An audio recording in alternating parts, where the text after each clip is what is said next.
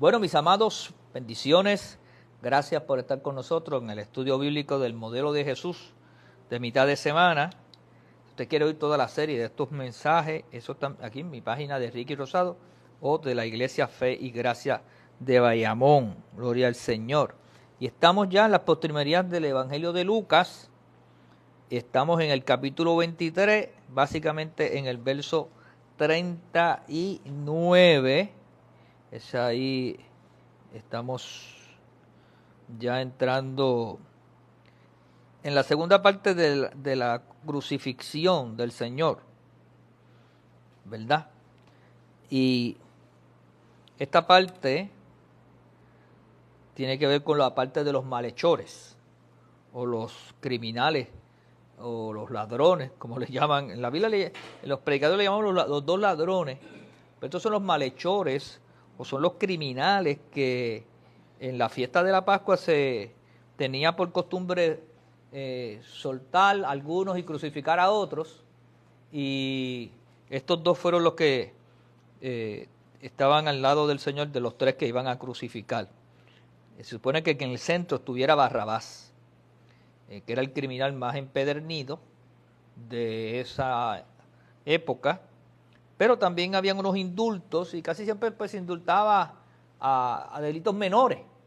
Y Pilato, tratando de solucionar el problema de una manera, como decimos por ahí en el argot de los sistemas judiciales o de justicia, de una manera salomónica, ¿verdad? Pues le presentó a Barrabás pensando que, como la gente odiaba tanto a Barrabás, porque era un criminal empedernido, había habido sedición, le había creado muchos problemas tanto a Roma como al pueblo judío, pues pensaban que no iba a haber titubeo ni problema con eso. Para la sorpresa de Pilato, y pues fue abrumadora la opinión de que soltaran a Barrabás y crucificaran a Jesucristo. Ese era el poder de la manipulación que logró ejercer el Sanedrín, los líderes religiosos, los ancianos. Ellos se confabularon. Por eso es que en un grupo se puede confabular para algo y lograr infiltrar una información que puede ser una desinformación o puede ser una información totalmente inventada, una mentira, y la repiten tanto y tanto y pueden manipular las masas. De eso hay expertos haciendo eso. Ocurre en política, ocurre en eventos, ¿verdad?, sociales, que se siguen corriendo un mensaje que no es lo que pasó. De hecho, ahí bajó en estos días una decisión breve, por ejemplo, del Tribunal Supremo de los Estados Unidos contra una escuela charter que tenía como regla la escuela que las niñas usaran falda y hubiera diferencia de... Y entonces, pues unos padres se incomodaron porque entendían que las niñas no podían practicar deporte, cuando venía la temporada fría era difícil, y esa gente pues se cerraron a la tabla y no buscaron una alternativa. La cuestión es que el caso, los padres lo llevan y el colegio también, o sea, la escuela charter, que recibe dinero del gobierno, le aplican otra fórmula de analizar las leyes. No, eso fue en Estados Unidos. Y entonces, no me acuerdo si fue Pensilvania.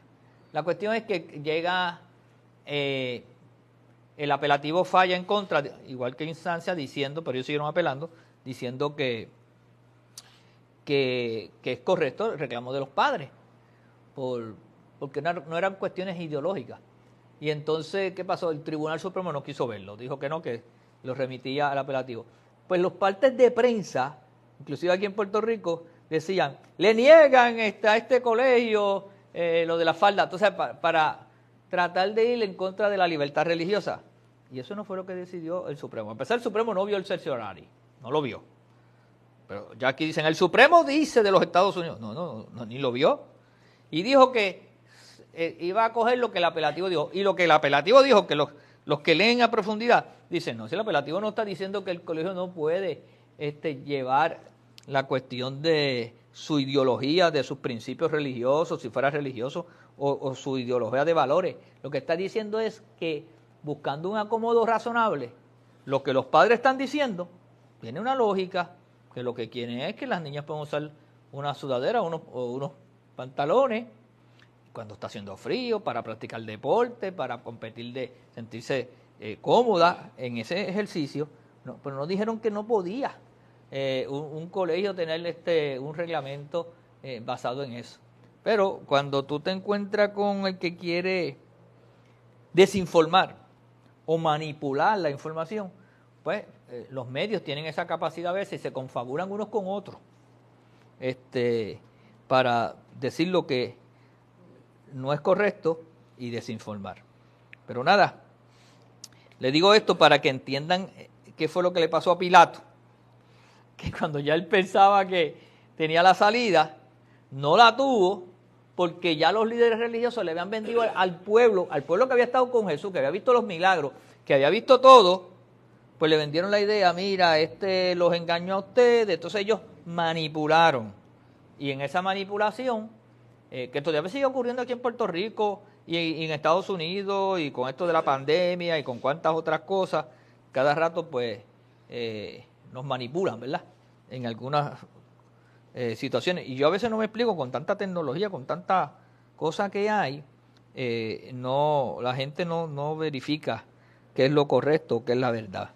Por lo tanto, cuando dice aquí, y uno de los malhechores que estaba colgado le injuriaba diciendo, si tú eres el Cristo, estoy en el 39, sálvate a ti mismo y a nosotros. Respondiendo el otro, le reprendió diciendo, ni aún temes tú a Dios, estando en la misma condenación. Nosotros a la verdad justamente padecemos, porque recibimos lo que merecieron nuestros hechos, mas ningún mal hizo. Y dijo a Jesús, acuérdate de mí cuando vengas en tu reino. Entonces Jesús le dijo, de cierto te digo que hoy estarás conmigo en el paraíso. Wow. Y aquí esta es una de las experiencias dignas de examinarla por el peso que tiene, no solamente de revelación bíblica, sino de verdad para nosotros como individuos, ¿verdad? Y del dato histórico. No podemos dejar pasar el dato histórico. Este episodio es peculiar a Lucas. O sea que Lucas le añade su estilo de escritor. Y dice, y uno de los malhechores que estaban colgados le injuriaba diciendo, si tú eres el Cristo, sálvate a ti mismo y a nosotros. O sea, el malhechor o los malhechores habían oído de Cristo, porque en la forma que se expresan, no es porque no conocían de él, porque le llaman, si tú eres el Cristo y con todos los detalles. Por lo tanto, la palabra griega traducida como que le injuriaba, quiere decir literalmente blasfemaba, él estaba blasfemándolo, y aquí implica lenguaje insultante y blasfemo, ¿verdad? Luego dice, respondiendo el otro, que entró también en la discusión, que también conocía, le reprendió diciendo, ni aún temes tú a Dios. O sea que aunque esta gente eran delincuentes y estaban en las prisiones, tenían su fe también, tenían su identificación con Dios y hablan con detalle, ¿ves? Ni aún temes a Dios. Habiéndose dado cuenta de quién era Jesús, dejó de reprocharle y aún reprendió a su compañero de males por su blasfemia. Para este tiempo, él había visto las reacciones de Jesús hacia el sufrimiento, cómo Jesús reaccionaba y cómo reaccionaba el reproche. O sea que él vio el testimonio del Señor y ese testimonio le impactó. Le había oído orar por sus ejecutores. Recuerda que oró y dijo, Padre, perdónalo. Todo lo que Jesús había hecho daba testimonio de que era un ser espiritual a otro nivel. Oyó que otros le llamaron el Cristo y probablemente tenían algún conocimiento previo de Jesús, ¿ves? Por todo lo que se había hablado de la vida y la fama de Jesús. Entonces le dice en el otro verso, ni aún temes tú a Dios estando en la misma condenación. ¿Sabes? Tú como nosotros que somos criminales y no temes a Dios. Este no es momento para blasfemar. En ocasiones como esta, el hombre debe preocuparse seriamente por su relación con Dios. De hecho, cuando la gente está en la rueda de abajo, cuando está en el momento difícil de su vida, es algo a veces natural que el ser humano quiera invocar a Dios o buscar a un auxilio o identificarse con la espiritualidad, ¿verdad? En alguna manera, porque somos seres espirituales. Entonces dice, nosotros justamente padecemos, mas ningún mal hizo. Y vemos aquí a un delincuente, a un criminal, con un estado de conciencia de razonamiento. El tipo está razonando y está diciendo una cuestión lógica.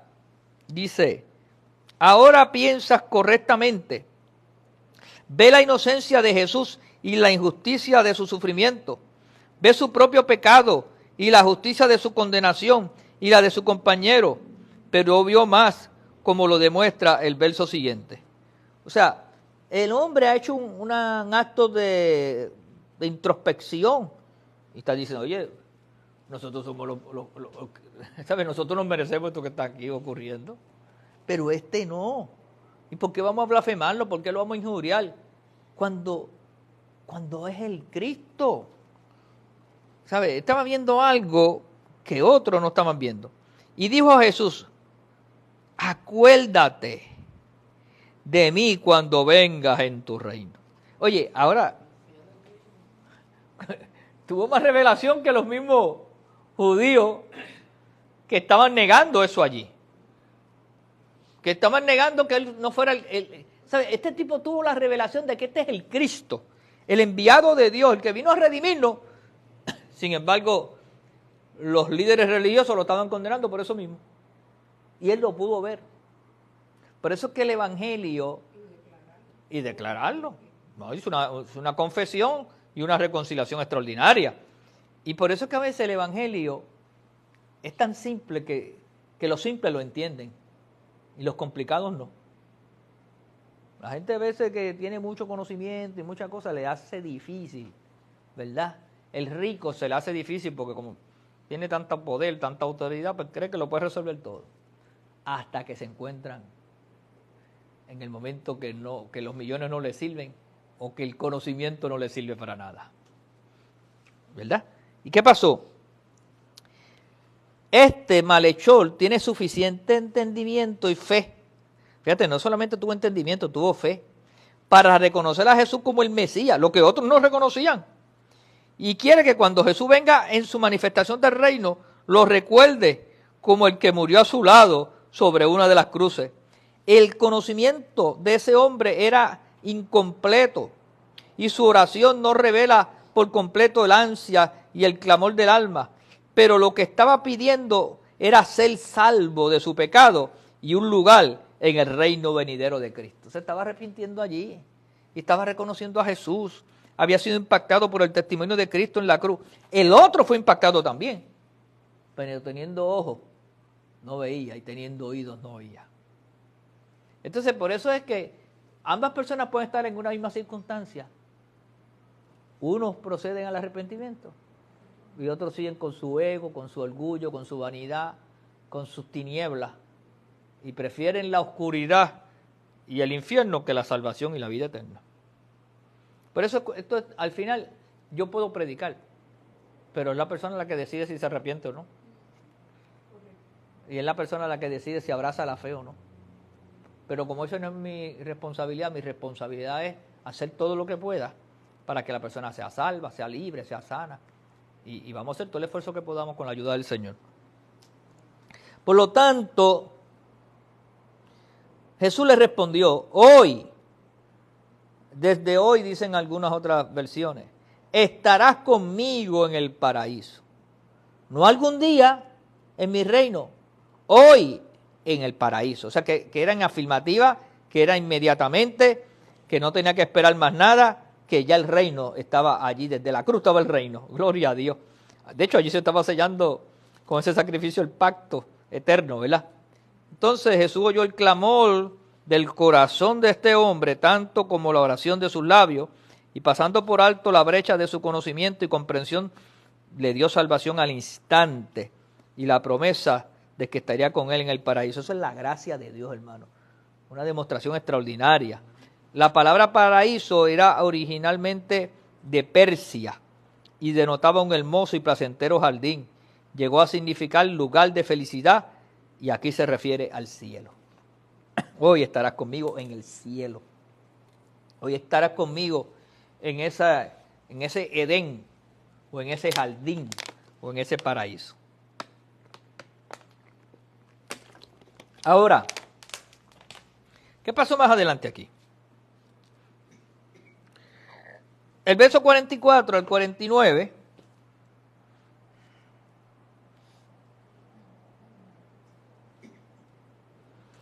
cuando era como la hora sexta son las 12 del mediodía.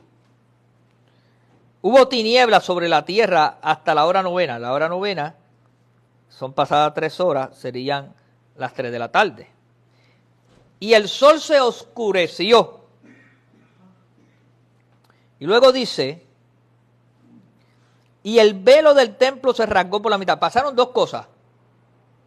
Al mediodía no es que se oscurece el sol, oscurece a las 6 o 7 de la noche, 8 de la noche. Pues se oscureció, se volvió de noche.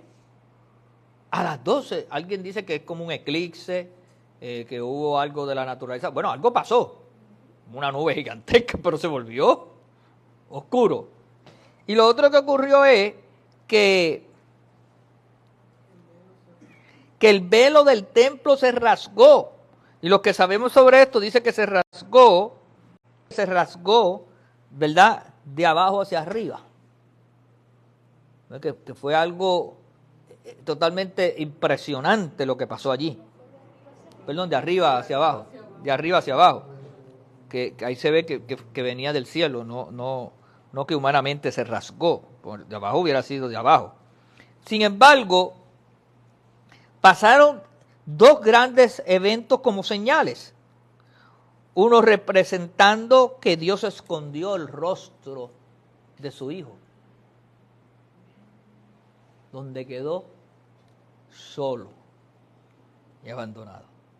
O sea que Cristo, por eso que él grita, Elí, Elí, lama sabactaní, diciendo, Dios mío, ¿por qué me has desamparado? Que estaba en el libro de los Salmos como una palabra profética de que eso iba a ocurrir. Porque se cumplió en la cruz muchas de esas profecías, muchas de las palabras que Jesús dijo ya habían sido profetizadas. Y lo segundo es que aunque eso está ocurriendo en el plano de que el Señor se quedó solo allí y el infierno comenzó allí los demonios a atacarlo, en medio de la tiniebla, la gracia de Dios se estaba manifestando con la señal del templo. De que venía ahora ya no iba a haber una separación entre el lugar o el altar, ¿verdad? O el lugar santísimo, y que por la gracia todos podemos entrar. Entonces todo eso estaba ocurriendo y Lucas lo está narrando aquí de una manera muy extraordinaria. Entonces dice, entonces Jesús clamando a gran voz, dijo, Padre, en tus manos encomiendo mi espíritu. Y esta fue, ¿verdad?, la última palabra que dijo, porque en el libro de Juan aparece entonces la anterior, que era consumado es. Entonces acá en Lucas aparece la última que expiró, ¿verdad? Y habiendo dicho esto, expiró es que entregó su espíritu, que dejó de respirar, que jadeó, que exhaló, ¿verdad? Y cuando el centurión vio lo que había acontecido, el centurión era el que estaba a cargo de los soldados allí, vio lo que había acontecido, dio gloria a Dios. El centurión, el ladrón se convierte. Y el centurión también. Y el centurión le dio gloria a Dios. De hecho, hay una película de eso, de ese centurión y una cosa extraordinaria, que se cree que es el mismo centurión que le había construido un templo a los judíos. Cuando tú ves la película, viene con todo eso. O sea, Dios venía tratando con ese centurión. Y ahí es que tiene el gran encuentro con el Señor. Entonces, cuando el centurión vio lo que había acontecido, dio gloria a Dios diciendo, verdaderamente este hombre era justo. Este hombre predicó allí. Y todos los demás soldados tienen que haberlo oído. Y toda la multitud de los que estaban presentes en este espectáculo, mire cómo dice Lucas, espectáculo, viendo lo que había acontecido, se volvían golpeándose el pecho.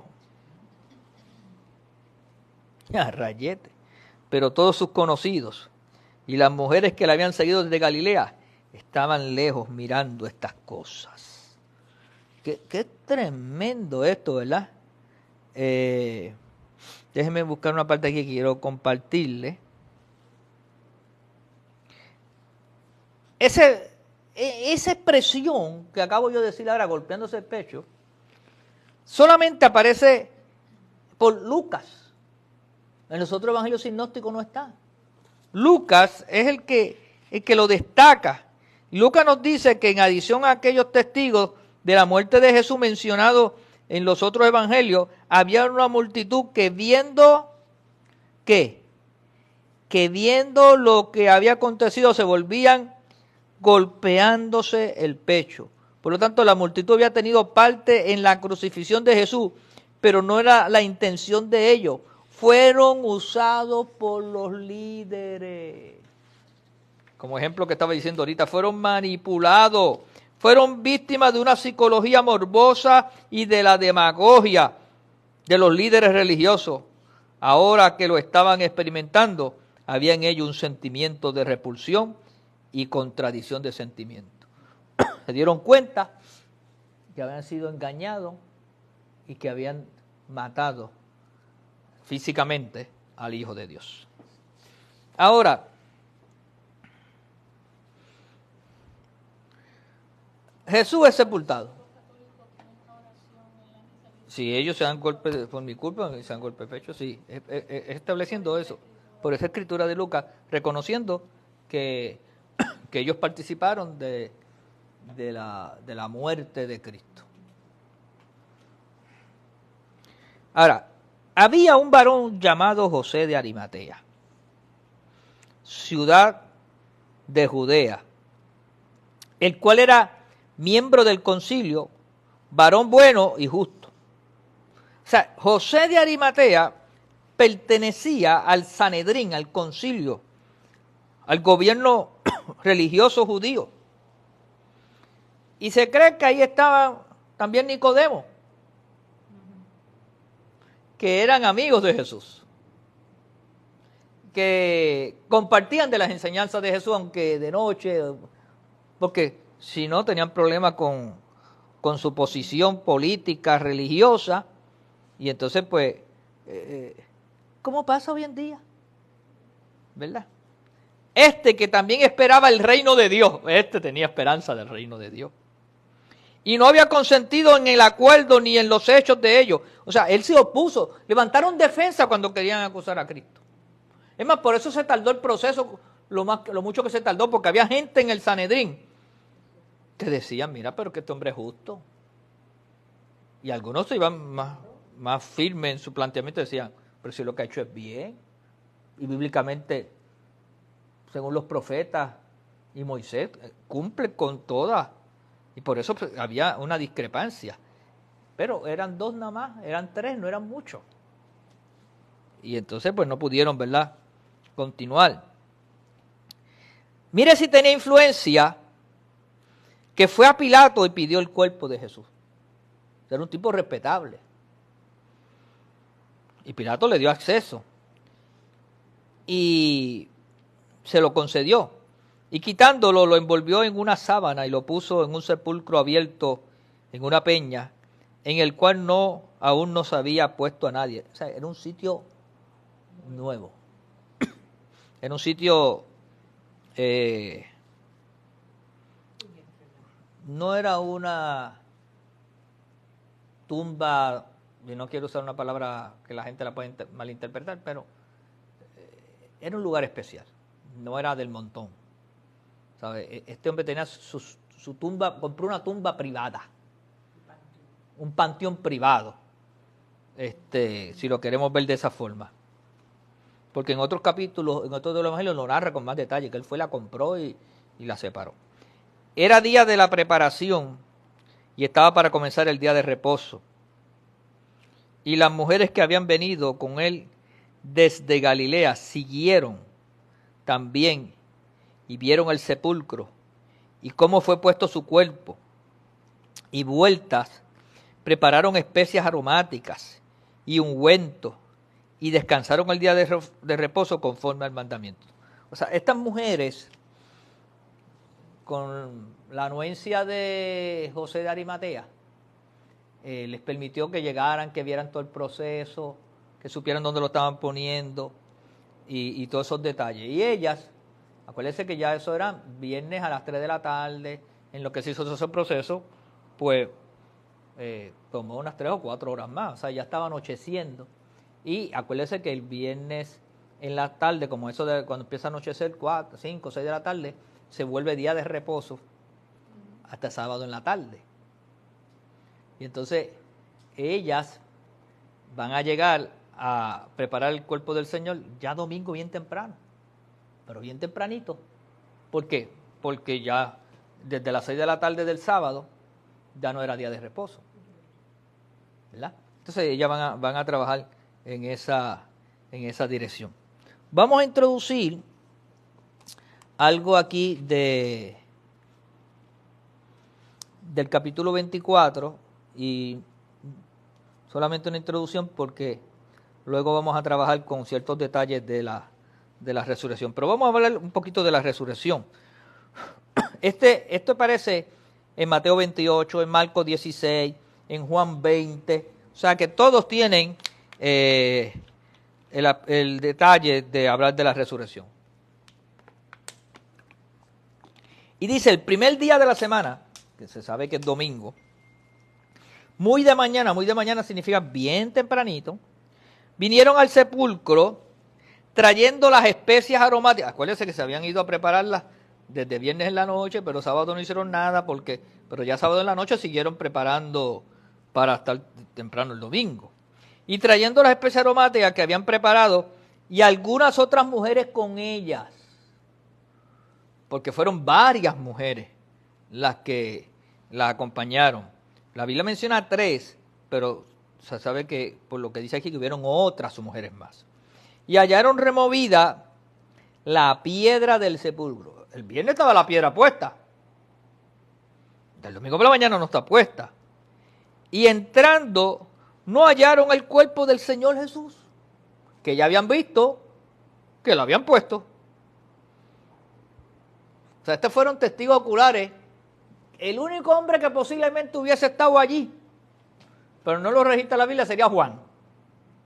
Pero Juan posiblemente se quedó con María, que estaba muy afectada, y estas fueron las que fueron a ver todo el detalle. Esta es María, aquí está María Magdalena, la esposa de Chuza. Ahorita las vemos. Y hallaron removida la piedra del sepulcro, y entrando no hallaron el cuerpo del Señor Jesús. Y aconteció que estando ellas perplejas por esto, asombradas, en un shock, he aquí se pararon junto a ella 2 varones con vestiduras resplandecientes. 2 varones se paran al lado de ella con luz, con vestiduras de iluminación, de una luz extraordinaria. Y yo estaba analizando hoy que siempre que yo he visto el relato bíblico con relación a los ángeles, pues yo siempre lo que he visto son hombres. O lo que se entiende que es un hombre, porque los ángeles no son ni hombres ni mujeres. Son asexuales, no tienen sexo. Son espíritus. Tienen un cuerpo, eso sí, tienen un cuerpo angelical. Y por eso pueden viajar y traspasar. No es materia como nosotros. Sin embargo, yo a veces veo por ahí en los cuadros, ¿verdad? Ángeles, mujeres. ¿Verdad? ¿O siempre ustedes han visto que sean hombres? ¿Sí? Ok. Es que en una película de Disney yo vi que... ¿Verdad que hay cuadros que lo pintan de mujeres? Sí. Sí, hay cuadros. Sí. Ahora, bíblicamente, nunca. De hecho, todos los nombres que menciona, Miguel, Gabriel, y no me acuerdo si hay otro nombre. Son también de esto. no lo traigo para crear alguna discreción, ¿sabes eso? Sí, pero hoy yo estudiando, yo dije, oye, ven acá, como esto de la inclusión, pues ahorita ya mismo me ponen otra cosa por ahí. Ahora, dice aquí, ellas se quedaron perplejas y tenían vestiduras resplandecientes. Esto sí lo hemos visto consecuentemente, las vestiduras resplandecientes, la luz, con espadas, lo hemos visto. Y como tuvieron temor y bajaron el rostro a tierra, estaban ellas, porque la luz le causó temor y el impacto emocional y todo lo que estaba pasando. Acuérdense que esta gente, hay un montón de confusiones, de emociones, porque ya saben que si mataron a Jesús, matan a cualquiera. Los discípulos se habían desparramado. Había unas cuestiones de gente preguntándoles a ella, mire, ¿y qué pasó? ¿Y el cuerpo del Señor? ¿Y cuántas cosas? ¿Y va a resucitar como Él dijo? Entonces, ¿qué pasó aquí? Sí, todas esas cosas. No está aquí. Entonces los ángeles le dicen, cuando la ven así, con ese temor y temblor, ¿por qué buscáis entre los muertos al que vive? Wow. Yo me imagino que cuando yo oyeron esas palabras, sería una palabra poderosa. Aparte, está vivo. Si no está aquí, está vivo. Porque tampoco estaban los soldados. Estos fueron los soldados. No sé, ellas dirían, ¿se lo llevarían los soldados? Pero no, el ángel está diciendo, está vivo. ¿Por qué lo buscan si está vivo? Y a estos segundos le contestan, no está aquí, sino que ha resucitado. O sea, ellos fueron categóricos. La pregunta no se quedó en pregunta, la pregunta tuvo contestación. No está aquí, porque Él ha resucitado. Él ha resucitado. Entonces le dan referencia. Acordaos de lo que os habló cuando aún estaba en Galilea. ¿Sabe? Esta gente oyeron el mensaje, pero ni siquiera estaban muy convencidos de lo que Jesús le predicó, como a veces pasa en nuestras iglesias que predicamos y la gente... Es más convencido en alguna manera, pero para rechazarlo, estaban los del Sanedrín y Caifás y Anás y todos ellos, porque por eso era que lo querían condenar y acusarlo, porque él había dicho que iba a resucitar. Ellos tomaron eso como prueba de referencia o prueba evidenciaria de que el Señor estaba blasfemando, porque ellos no querían recibirlo como el Mesías. De hecho, ¿por qué le pidieron a Pilato que pusieran guardias allí? Porque ellos dijeron que no sea capaz que este resucite de verdad, con todos los milagros que ha hecho. O que no vengan sus discípulos y se lo roben para mantener la llama ardiendo y la ideología y toda esta religiosidad que se han inventado. Y no. Entonces, aquí habían dos problemas. Uno, que ahora ellas tenían que reconocer por causa de lo que el cuerpo no estaba, y porque unos ángeles vinieron y se lo dijeron. Pero no solamente se lo dijeron, los ángeles le dijeron, pero si Él se los anunció a ustedes. Pues entonces, pero también tenía ahora unos soldados llegando donde Pilato. Allí lo que hubo fue una iluminación tan y tan grande que aquello quedó de día y la piedra la removieron. Y nosotros salimos corriendo. Y entonces Pilato llamando a Caifás y a Anás para decirle, mira, aquí llegaron esta gente con este reporte. Ese señor que dejamos allí se resucitó.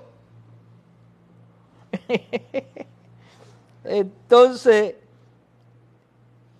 acordaos de lo que os habló cuando aún estaba en Galilea, diciendo, es necesario que el Hijo del Hombre sea entregado en manos de hombres pecadores y que sea crucificado y resucita al tercer día. Con lujo de detalle y con el lugar que se lo dijo. Entonces ellas se acordaron de sus palabras. ¡Wow! ¿Verdad? En Galilea, ¿te acuerdas aquel servicio que estuvo glorioso? Y volviendo del sepulcro, dieron nuevas de todas estas cosas a los 11 y a todos los demás, todos los que estaban cerca por allí, ellos iban por allí, un ángel nos los acordó, ¿se acuerda que él lo dijo el día tal, en el lugar tal? Eran María Magdalena, y Juana, y María, madre de Jacobo. De Jacobo, el apóstol, y las demás con ella, o sea que había otro grupo de mujeres, eran unas 7 u 8 mujeres allí, quienes dijeron estas cosas a los apóstoles, mas ellos le parecían locura las palabras. Te lo digo que a veces no hay peor cazador que... no hay peor estilla que la misma cuña, ¿verdad? Y no les creían, pero levantándose Pedro, corrió al sepulcro, y cuando miró dentro, vio los lienzos solos, y se fue a casa maravillándose de lo que había sucedido. Vio todo allí ordenadito, todo arregladito, y dijo, wow, los lienzos del Señor. Poderoso Dios. Nada, creo que hasta aquí llegamos por el día de hoy, porque quiero dejar todos los demás detalles de la resurrección. Quiero enfatizar el primer evento como lo narra Lucas, pero ahora van a ocurrir otras experiencias que son bien extraordinarias, que reafirman datos de lo que ocurrió esos 50 días de la resurrección del Señor. Porque Jesús tuvo 50 días entre iba al cielo, al Padre, regresaba y iba a ciertas manifestaciones. Hay como 3 o 4 manifestaciones, ¿verdad?, sobre esa experiencia. Nada, que Dios añada bendición a su palabra. Si usted quiere oír todas estas enseñanzas y conocer más de ellas, pues recuerde que están ahí en nuestra página. Los hermanos de la casa que saben ofrendar y diezmar, pues este es el momento de hacerlo por ATH Móvil como Fe y Gracia. CFC, Fe y Gracia. Nada, gracias por su sintonía. Nos vemos en la próxima ocasión y que Dios añada bendición a su palabra. Bendiciones.